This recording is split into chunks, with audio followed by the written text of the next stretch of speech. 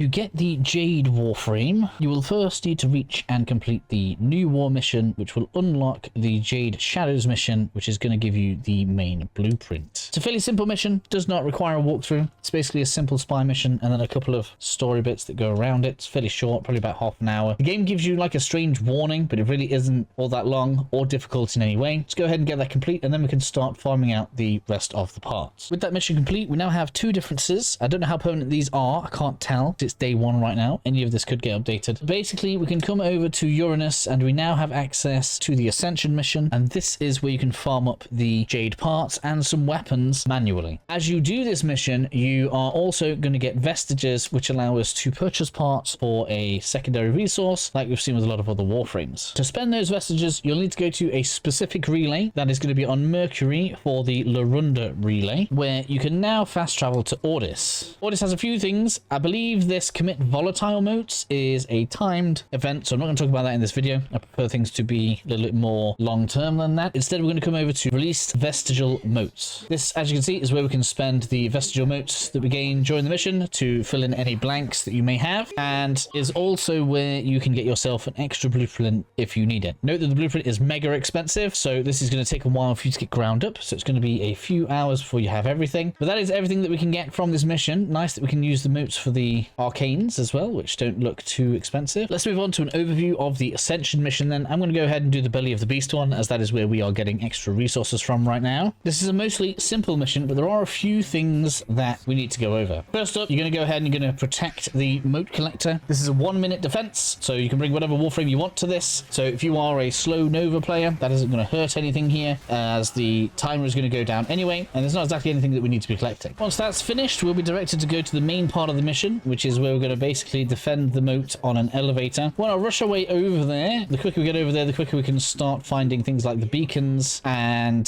the vestiges that we need to power the elevator with. So when you're here, you are looking for green items on the ground, which we can throw at the elevator to keep it going upward. As you're going around, make sure you keep an eye out for the blue beacons. These actually have an audio cue, so if you want to turn the music volume down so that you can hear it a little bit better, that is also a good idea. Something else to note, and I'm sure this is probably going to cause arguments. I was laughing about this whilst I was streaming. There are actually two versions of the power cells that we can use. There are the ones that the enemies drop, and these are normal ionic charges. Okay, we throw those on and they just give us extra power in the elevator. There are also some that spawn naturally on the ground in little cradles. Make sure you get these ones and be careful about when you use them, because these are actually overcharged ones. So when we use this, if you look at the meter on the left hand side, what you'll find is that it starts flashing, and now the lift is in fact moving faster. So realistically, what you should try and do is treat this as an excavation. But whenever that's not boosted, if you do in fact have a boosted ionic charge, then you should definitely use that to speed up the mission. Once we reach the top, very simple. If you got all of the sister beacons, you will have a sister to defeat. Shouldn't be too difficult.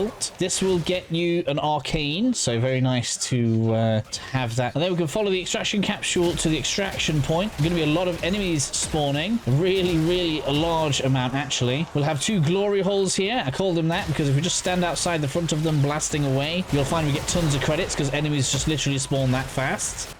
Be careful though, because if the capsule gets too far ahead of you, it will get surrounded. And then we can extract for a 5% chance at each of Jade's parts. Probably didn't get one this round because they are very rare to get, but that is how you get Jade, how you get the vestigial motes, and run the Ascension mission.